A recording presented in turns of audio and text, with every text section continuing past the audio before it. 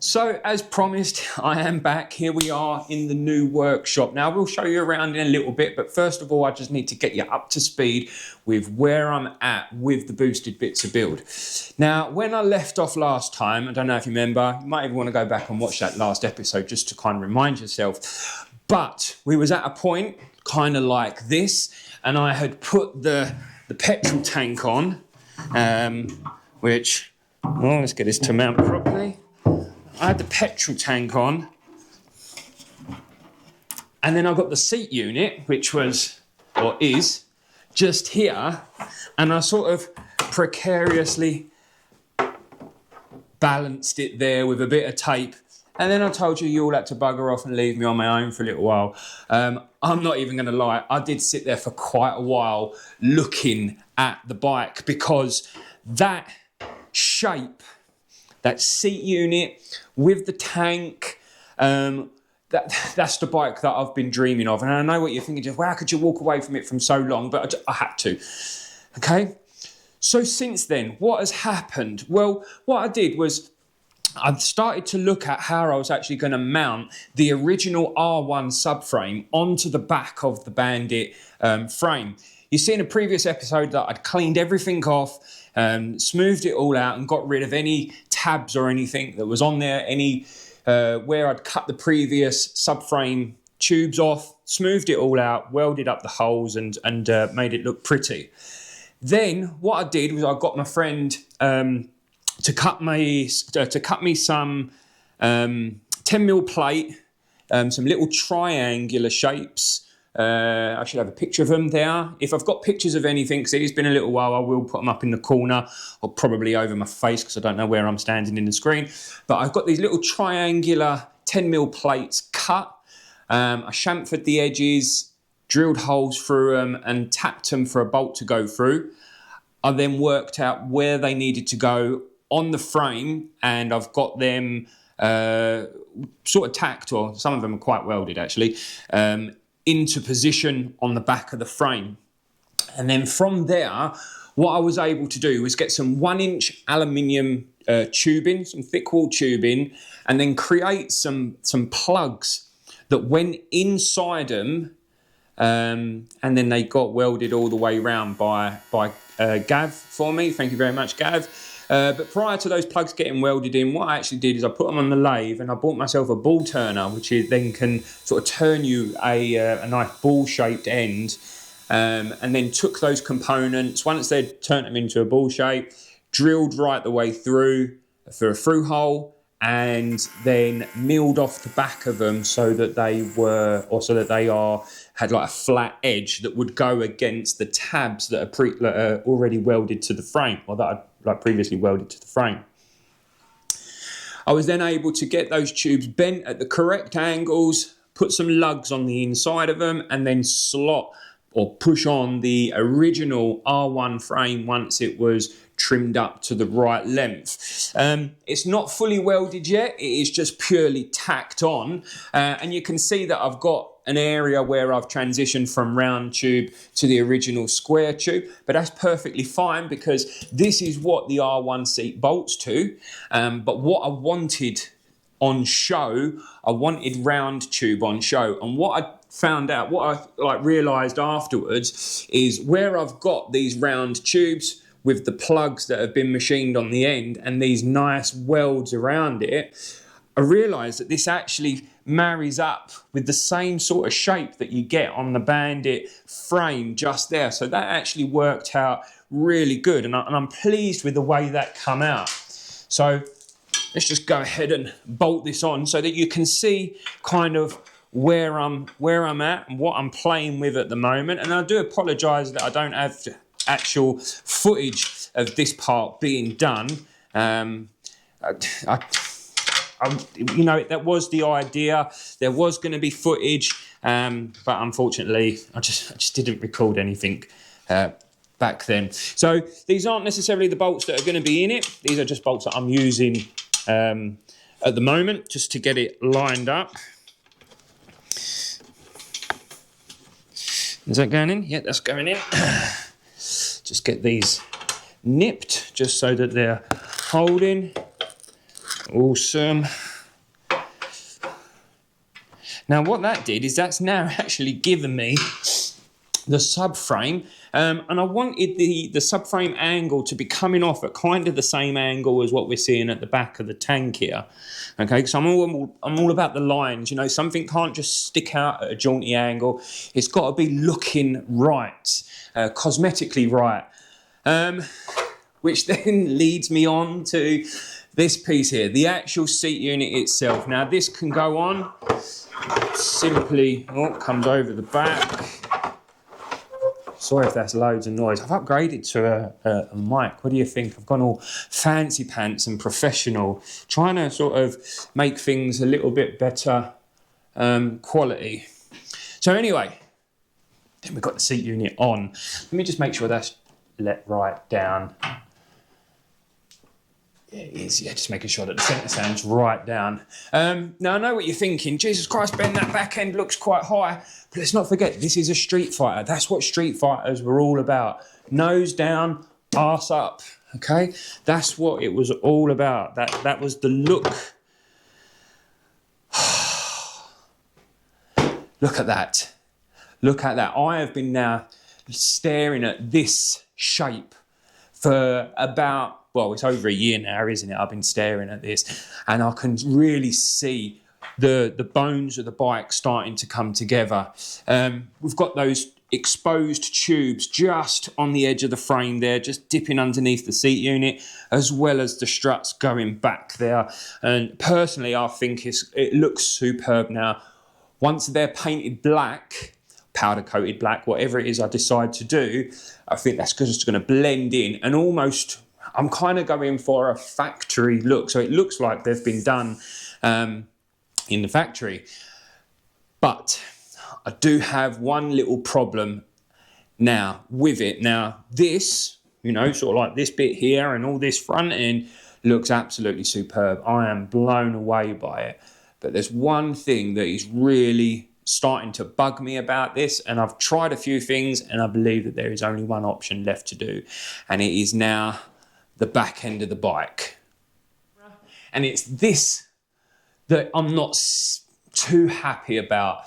So basically, the R1 seat is a lot longer than what the back end of the Bandit used to be. Now, if I drop a string line from there, yes, my back wheel is sitting, you know, the back of the tyre is sitting just proud of the rear end of the motorcycle. But unfortunately, if you catch it at the wrong angle, it can look like the seat unit is sitting way back further than what the rear wheel is. And for me, that is just not a pleasing a visual that I really like. So I was kind of, what can I do? Can I take the seat unit forward anymore? And I can't really, because you can see the way that the seat sits up against the tank perfectly. So I've not really got any room to start sort of shunting anything down. And I don't want to start cutting plastics and regrafting them just to make them look a bit better. I think that's going to be way too much work. So that only leaves me one option. And considering we are going to be turboing the bike, one of these things that I really need to be counteracting is the fact that when we're on boost, the front end could start to raise a little bit. I know, not a hooligan or anything, but the last thing we want is to be riding around on the back wheel now, do we? So how can I counteract that and make this look a little bit more pleasing to the eye? And I believe there was one only option, and that was to look to the drag racing scene. So I went to a company, or I see a company selling these on eBay. Okay, so I got these from a company called MHP. They deal with Roaring Toys. Now, Roaring Toys, if you look into them, they are big in the Hayabusa drag racing scene, so they know what they're talking about. With this being a Hayabusa swing arm, I went for some Hayabusa extended swing arm extensions, okay? Yes, they're brightly coloured and they'll probably be powder coated to match the swing arm once that's all done. But the idea is that basically once this gets mounted in where the spindle currently goes, it now means that the wheel can move back a lot more. Once it's back, that's going to help with keeping the front end down, as well as making it look like a better line on the back here. So, as much as I've been staring at this for a year, this is one of the things that's really been holding me back. Not holding me back, that I keep looking at it and just thinking to myself, that's not right. That's not right, and I need to do something about it. So, that's what I'm going to do. Get these swing arm extenders fitted. Hopefully the bike still fits on the ramp. And it also gives me the perfect opportunity to address something else about the bike. The rear wheel.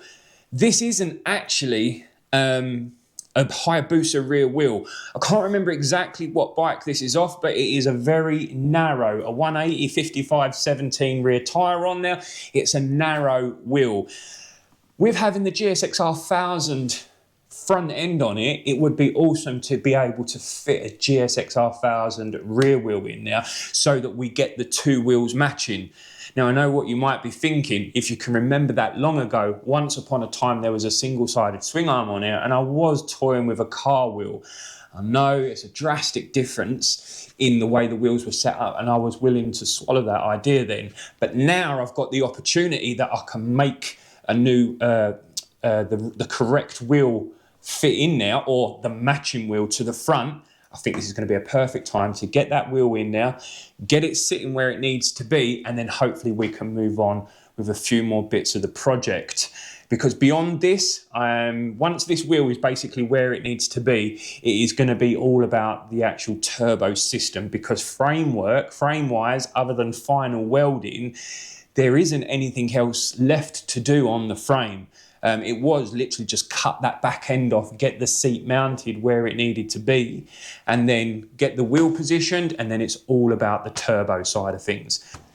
These extenders now, I know that there's a lot of controversy out there with swing arm extenders. Some people dead against them, and some people say that they're perfectly fine. Now, everything that I've read online, all the videos that I've watched of boosters drag racing, ridiculous amounts of power, they seem to have no problems with them at all. They're not going to go in there with the adjusters in, are they? So I will keep an eye on them though. And the thing I like about the bolt-ons is that if for any reason I decide that I don't like it, let's just say it doesn't handle very well or something like that, I've always got the option to go back to a standard wheelbase length. I'll tell you what, whilst I'm undoing these, why don't you do yourself a favour? Why don't you just scroll down to the bottom of this video, okay? Because there's something that you can do for me. If I promise that I will start putting out videos again, and like I said, I'm not going to say when I'm going to be putting videos out. It's just the fact that I will start doing content again. What you could do is you could just scroll down, because this costs you absolutely nothing. Scroll down to the bottom and you'll see a little thumbs up sign. Click on that. That does me, it does me the world of good to the algorithms and that go with YouTube. Whilst you're there, why don't you leave a comment? What do you think about swing arm extensions? What's your view on them? Good or bad? Or if you've liked the video, if you're liking the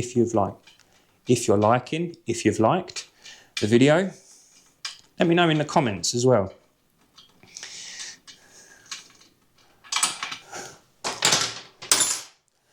So yeah, look at that. You can see that engraved in there. I was going to say embroidered. Jesus Christ, man. Getting all your words muddled up. Nice snug fit. It's just what we want. We don't want it to slop in there too easy, because then that would probably tell us that something is wrong. Gen 1 booster. So this goes from 1997, I believe, through to early 2000. Or is it 2000, 2001? Something like that. I think the Gen 1 booster was. We're actually nicking some other parts off the booster as well. Internals of the engine. So we're actually going to be installing Gen 1 Hayabusa pistons into the engine. which take the engine bore from 1196 or 97, whatever it is, up to a 1216. But the idea behind that is they are a low compression piston. It drops the compression ratio right the way down, basically just so that you can run a little bit more boost if you want. But one of the reasons I'm going to be going down that route is not just so much that you can run more boost, is that you can just run lower boost and like it's going to be a happier engine basically.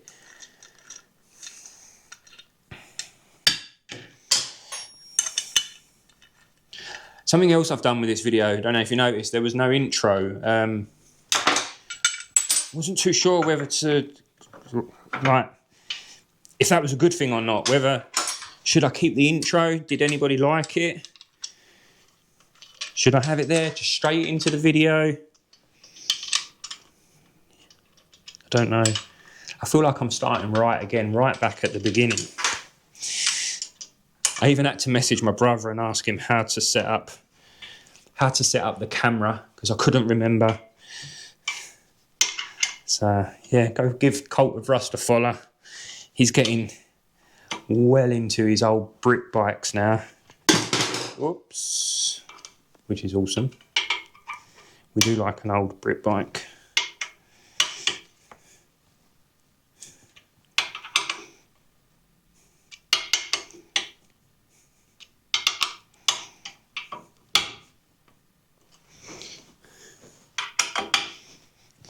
Now obviously this isn't the final install, I'm doing a full dry build on this bike, so it does mean that everything is going to be coming apart later on. So it's going to be for powder coat, paint, wiring, you know, all that kind of jazz.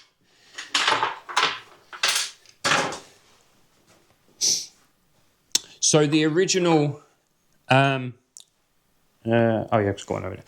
So the original adjusters are no longer needed because these swing arms come with their own new adjusters and they actually have 3 positions now. So you can position the spindle in the front section, the middle or the rear section.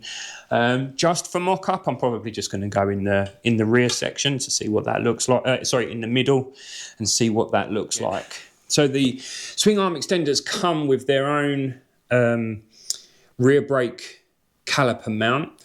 What this does is it's got this little locating tang here that slides on the inside of the swing arm extenders. So what this means is you don't have to have a ridiculously long brake arm now, which is cool. So that can go in there, that can go in there. Start threading everything through.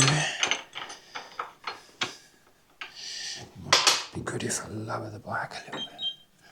Let's bring it down, down, down, down, down, down, down.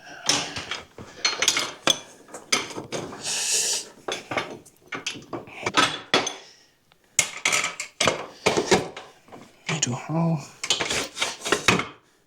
it gone straight through? It certainly has.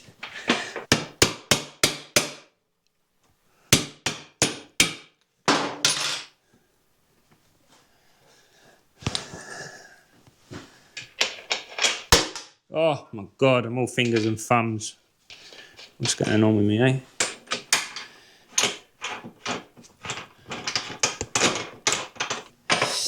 We're cool.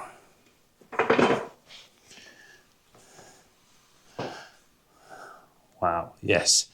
So, there we have it. Swing arm extenders are now bolted in. The wheel, I can now see that the middle of the wheel is lining up with the shock mount down the middle of the bike. Yeah, from this angle, everything looks square and good. What does it look like from over here though? Oh yeah, oh my God, it looks like a drag bike. Here we go. Wow, that has completely changed the look of the bike now. So we've got this longer look. Oh, it just looks like it's going 100 miles an hour already, doesn't it? Not that I will go 100 miles an hour, obviously, but you know, wow. Wow, wow, wow. Yeah, I'm impressed. That is exactly what it needed. MHP Performance, or excuse me, sorry. Oh, that's lunch. MHP Performance, they're the company that supplied them. Really good company. In fact, they had these for sale and I had them in my watch basket for quite a while. And then when I had the funds and I went to buy them, they had gone, they'd sold out. So I messaged them and basically asked if they was going to be getting any more in stock, to which they said that they would, because they are the UK supplier for any of the Roaring Toys products. Maybe like a month or two later, I then get an email or a message come through on eBay letting me know that the products come back into stock. It was absolutely superb that they remembered that I was after this particular item and that they come back to me with it. Delivery was super quick and I was really pleased with that.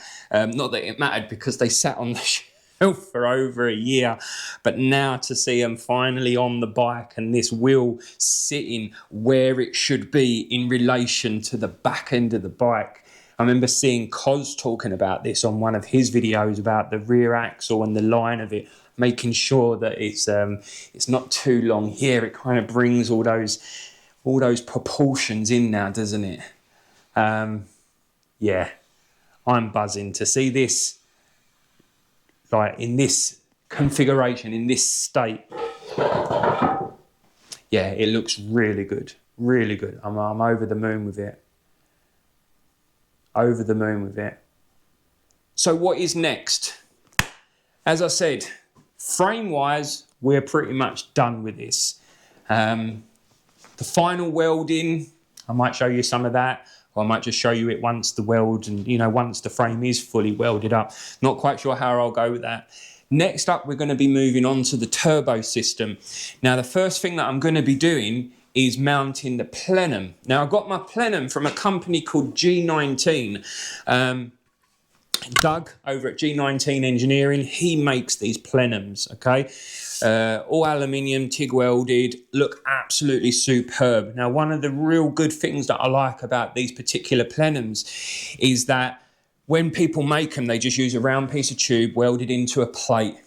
That's great, but the openings of the carburetors are not round. They're actually in an elongated shape, a bit like an egg. They stick up a little bit higher at the top. And Doug incorporates that shape into the inlets of his plenums when he machines them.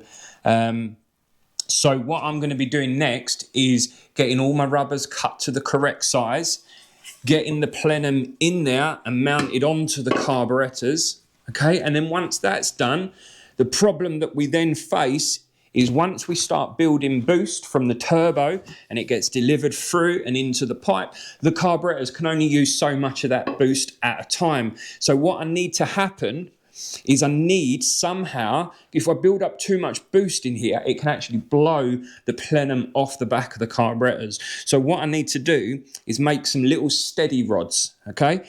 They're going to be a rod that goes from this cam bolt, which is already got a thread in the middle of it. I believe that the previous owner had some dress-up kit on this engine, which allowed something to be bolted across from cam lobe to cam lobe. I know that the bolts don't go all the way through because I've rode this engine and no oil come out of there, so it's not an oil passageway. They're blanked off on the inside, so I'm going to take advantage of that bolt hole there and dug machines into the side of them there as well. M6, I believe, both M6s. So what I'm going to do is create a small little rod with 2 rose joints, one at each end. I'll even have a go at doing a left-hand thread for one of them so that as I turn it, it actually tightens it up and pulls that plenum onto the carburetors. So it's got no chance of it actually being blown off the back. And that is what's going to happen in the next episode, okay? So yeah, hopefully that's some reason to subscribe and come back for the next part of the build. Anyway, I feel like I've been waffling loads. The wheel's on. It looks absolutely fantastic. I'm probably going to drop it down now. I might even wheel it off so I can see how it stands on the ground. But we've got a roller again with the seat unit on it. This really is looking like my dream bike now. Anyway, that's enough from me. Thank you very much for everyone that's come back. Thank you to all my new subscribers. Thank you everyone that's commented on previous videos. I'm still getting comments regarding like the Harley Davidson gearbox builds, those types of videos. I'm still getting loads of feedback from them, which is absolutely fantastic. So thank you. Keep commenting, subscribing, liking, share this with people. Anybody that you think might be interested in like turboing a bike, I'm going to be showing as much detail about how to turbo a bike as possible. So yeah, without further ado, cut weld ride.